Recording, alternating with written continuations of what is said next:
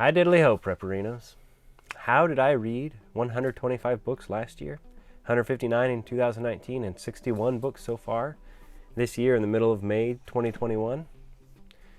Well, it's pretty simple. I listen to books. It counts. It does. It counts because nobody gets to decide what counts for me except me. So I listen to audiobooks. In case you were wondering, no, this is not sponsored by Audible. Yet. Audible. Now, I'm just being honest with you about what I do and what works for me. As of right now, I'm not an Audible or Amazon associate, although I do personally think Audible is great. Audible has been an incredible investment for me, especially now that they have the Audible Plus library, which has thousands of free books, and these aren't just B-list books either, although there are admittedly a large number of those. With the Audible annual subscription, I also get 12 credits each year, which really means any 12 books of my choice. There's also another way that I listen to audiobooks, and for free, and it's through the Libby/Overdrive app, which allows you to connect to your local library through the internet with your library card number and check out audiobooks and even ebooks for free. I always check to see if I can borrow the audiobook for free from the library before I use the credit on Audible. Okay, so that was the first question I always get about reading so many books. It's whether I think audiobooks count, and for me, they do. If you don't want to count them for yourself, that's fine. It makes absolutely no difference to me. Some people also wonder if I'm just reading short books, like children's books. No, not really. Since I don't count the children's books I read with my kids, last year the shortest book I read and counted was 122 pages, and that was George Orwell's Animal Farm. So they aren't all super long, but I also read 1984, plus the entire Wheel of Time series, Dune, Atlas Shrugged, 12 Rules for Life, Becoming by Michelle Obama, Pride and Prejudice, The New Jim Crow, Dracula, the Hunger Games trilogy, Swiss Family Robinson, and about 100 more. The average length of all my 2020 books was 383 pages. So this leads me to my next tip, what really makes it possible. Listen at an increased speed, at least 2x or 2 times speed, but even as fast as 3 times.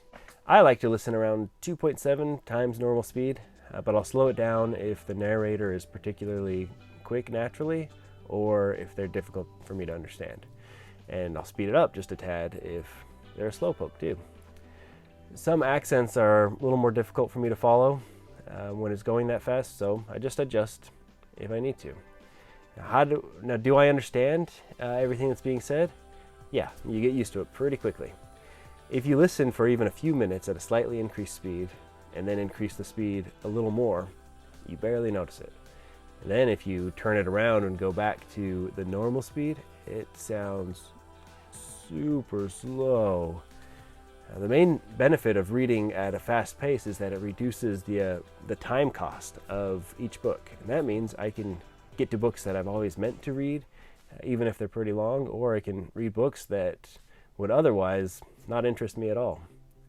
If I was only reading a few books a year, I would be much more selective. I'd have to be. Now it takes no more than a few days to get through most books.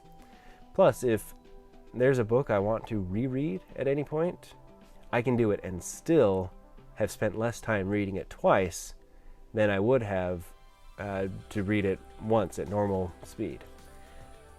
A lot of people also ask me if I actually remember everything I read, and I just wonder if they remember everything they read.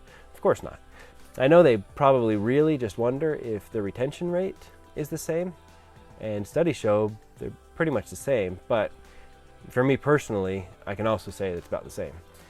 I don't memorize any book, obviously, because that's not how people read books, but I get the big picture and some good insights, and I pay attention to the plot or details of the book, just like I would when reading a hard copy. I don't really remember them any differently. I also don't skim the book which is a strategy used by some people, but I wouldn't count that for myself. I listen to the entire thing, every word, and I can even go back 30 seconds and listen to a section again if I need to, or I can digitally bookmark a section for future reference if there's something really interesting. However, listening so quickly can mean that I miss what's going on sometimes if there are distractions around me. So I try to stop it. I pause it when there's a lot of noise, and obviously if someone's trying to talk to me. At normal speed, you might miss a single word if there's a distraction, but you can fill it in using the context clues. At a higher speed, you might miss half a sentence. So that's something to be aware of if there are a lot of distractions around. But it doesn't happen a whole lot. Now, when do I find time to read or to listen? When I read a physical book or even an ebook, I have to chisel out time, and it's usually about 10 minutes, right before bed, once or twice a week. Ebooks are more convenient than a regular hard copy book because I could read it on my phone, but who am I kidding? If I'm looking at my phone, I'm going to be hopping from app to app or scrolling through Instagram or something like that and getting distracted. But when I'm listening to a book, I can do other things. The phone is not in my hand, so I listen when I'm driving or riding the bus, when I have to wait in line, or when I'm at the store. When I'm doing yard work, dishes, taking a break at work, or eating lunch, or even going to the bathroom. It adds up pretty quickly. I use the Goodreads website and app to track my books, so I have a place to mark my progress and set annual reading goals. And I've just made a habit of getting on there and updating it. So, what does this have to do with preparedness? Well, preparedness is just one aspect of self-reliance, and I think anything that enriches your life is a worthwhile endeavor for self-reliance.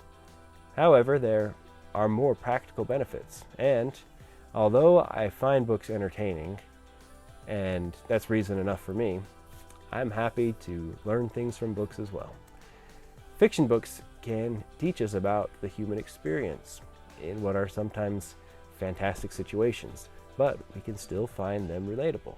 Nonfiction books can give us factual information or the author's personal experiences, and we can learn from them instead of making the same mistakes they did. There are often stories about hope and overcoming overwhelming odds, and many of those stories are true. But there are also tragedies that help us understand our limitations and give us a healthy view of reality. I read books by people and about subjects I may not agree with because the time cost is reduced so much, and it helps me understand different perspectives and see where people are coming from.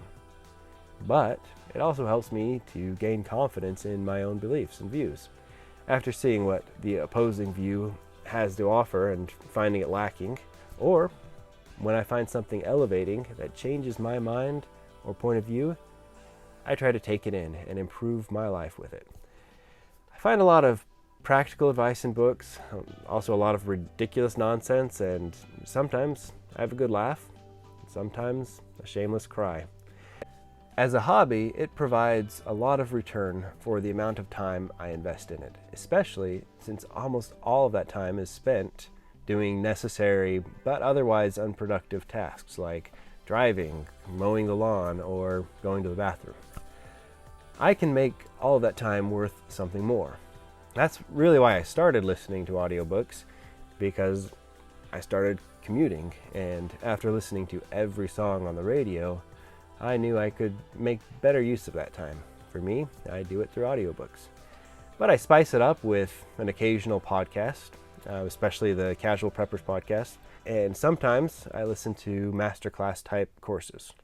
I'm not a particularly motivated and gung-ho person who has a super efficient time maximizing routine, so this isn't something I do because I'm grabbing life by the horns and squeezing every bit of juice out of it or any of that.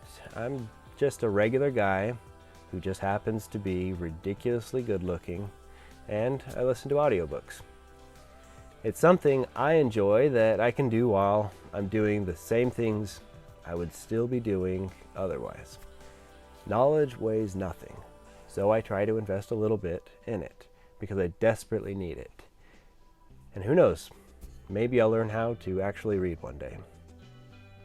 Now stay tuned to my channel because along with my regular content, I'm going to occasionally add some brief book reviews of books that are either preparedness related or they have some relevance or can be applied to preparedness and self-reliance. Thanks for watching. Check out my other videos. Get it? Like checking out a library book? Oh, that was weak. Okay, I hope you could read between the lines. No, that's not good either. Book it over to your library. Heck. Read books and be prepared for every day, not doomsday.